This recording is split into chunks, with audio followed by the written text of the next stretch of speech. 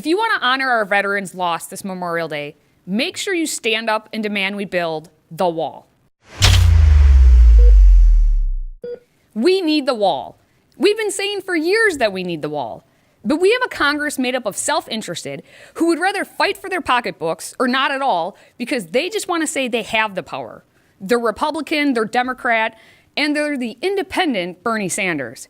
Congress is also chock-loaded with activists, socialists, and radicals hell-bent on doing everything to make America a globalist talking point. Again, Comrade McPudding, who as of late has actually become Colonel Sanders.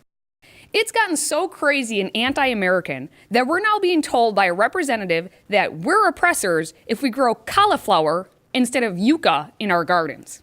When someone says that it's too hard to do a green space that grows yucca instead of, I don't know, cauliflower or something,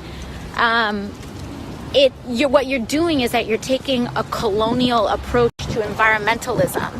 And that is why a lot of communities of color get resistant to certain environmentalist movements. If I went to a predominantly white community and said, okay, you guys are going to be growing plantains and yucca and all these things that you don't know how to cook, and that your palate isn't accustomed to, it's going to be like cute for a little bit, but it's not easy. You need to make it as easy as possible. Is AOC really telling us what to grow? What happened to my vegetables, my choice? AOC, please consider this an open invitation to come on over to my neck of the woods in the upper Midwest. Make sure you come in January and grow plantains in the frozen tundra, because I love plantains. But if I, the white girl, eat them, I'll be accused of cultural appropriation. So there's that. Okay, so what does this have to do with the border wall? Here's the connection. We are a country of many generations of immigrants, as AOC discusses all the time. But we are also the United States of America, a sovereign country that has shared values in freedom and independence, life, liberty, and pursuit of happiness. That's what we are founded upon. And it all works because we share and don't divide ourselves between cauliflower and yucca. This understanding is ever so important as Memorial Day is upon us. All of our members of the military take an oath, swearing to defend the Constitution against all enemies, foreign and domestic. Far too many have died fighting so that we can keep choosing which vegetables we want to eat. And it's amazing that we have had so many vegetables become available in this country because of legal immigrants who have introduced them. And the key word is legal. But the AOCs of Congress and the Democrat 2020 presidential candidates are saying walk or run on in, no papers needed. New York Senator Kirsten Gillibrand simply says, be free, cheesy bread. We got you.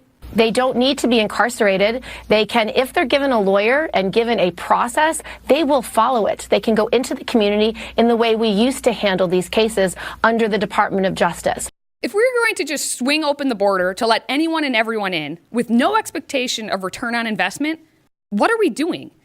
America is only a country if we differentiate ourselves, have a culture of our own, a government of our own, and yes, set borders outlining our country to differentiate it from the other countries.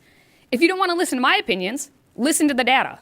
109,144. The number of apprehensions at the southwest border in April. Just April. And that's just those who got caught. That number broke the record previously set all the way back in March, 1 month prior, which was almost 104,000. To break it down further, that's about 27,000 illegal aliens flooding into the country every week.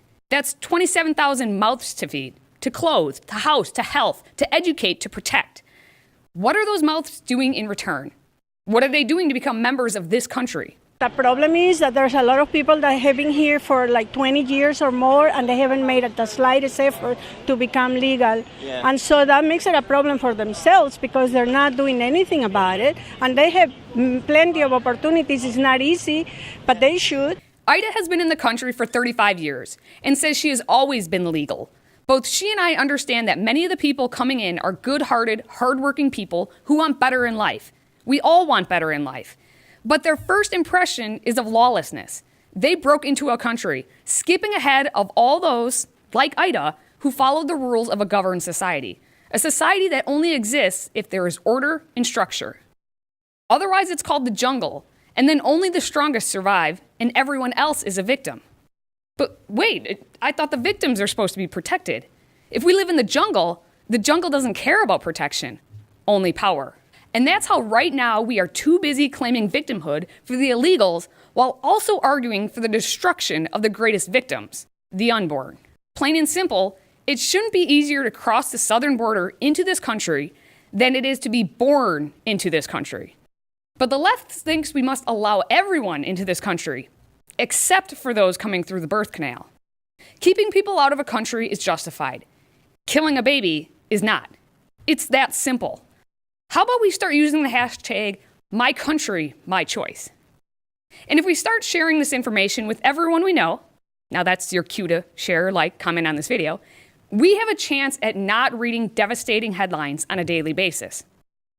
Headlines from just this last week. Man in country illegally charged with 11 murders in Texas. 9 illegal immigrants arrested in alleged human trafficking operation.